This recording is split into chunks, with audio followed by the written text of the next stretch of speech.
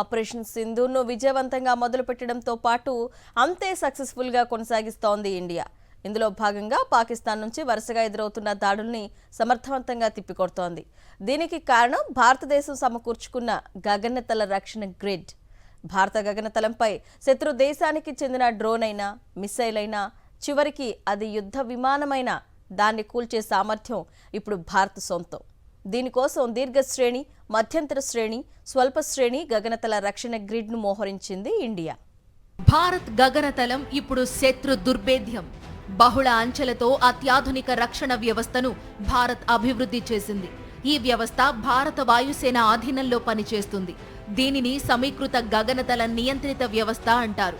ఈ వ్యవస్థలో రాడార్లు, సెన్సార్లతో పాటు అత్యాధునిక మిసైల్స్ ఉన్నాయి. ఇవన్నీ పరస్పరం సమన్వయంతో పనిచేస్తూ క్షణాల్లో శత్రువుల డ్రోన్స్ లేదా విమానాన్ని కూల్చేస్తాయి. భారత గగనతల రక్షణలో కీలకంగా వ్యవహరిస్తోంది S-400. 400 కిలోమీటర్ల పరిధిలోని లక్ష్యాల్ని గుర్తించడంతో పాటు నిర్వీర్యం చేస్తుంది ఈ వ్యవస్థ. శత్రువుల క్రూయిజ్ క్షిపణులు, యుద్ధ విమానాలు, డ్రోన్స్ ఇలా దేన్నైనా కూల్చే సామర్థ్యం దీని సొంతం. ప్రస్తుతం ఆపరేషన్ సింధూర్లో కీలకంగా ఉంది S-400.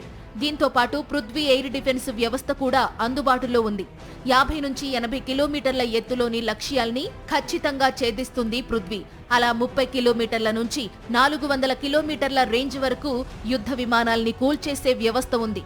మరి 400 కిలోమీటర్లు దాటి ఉన్న టార్గెట్స్ సంగతేంటి?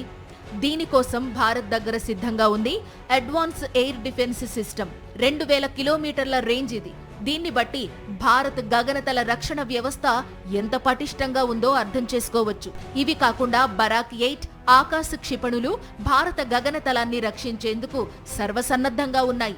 వీటిని దాటుకుని కూడా శత్రు డ్రోన్లు భూమికి సమీపిస్తే భూమిపై నుంచి కాల్పులు జరిపి వాటిని కూల్చేసే అత్యాధునిక తుంగుష్క, షిల్కా, స్పైడర్ లాంటి యుద్ధ ట్యాంకులు భారత్ అమ్ముల పొదిలో ఉన్నాయి.